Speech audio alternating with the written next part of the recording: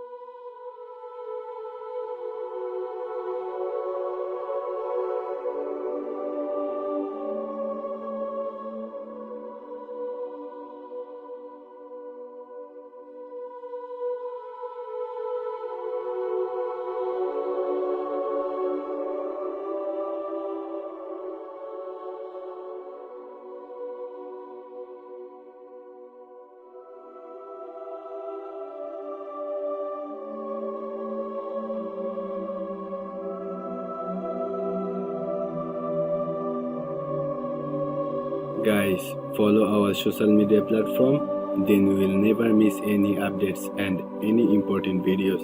If it is helpful for you, then share this video. If you have any question, then ask, feel free in the comment box.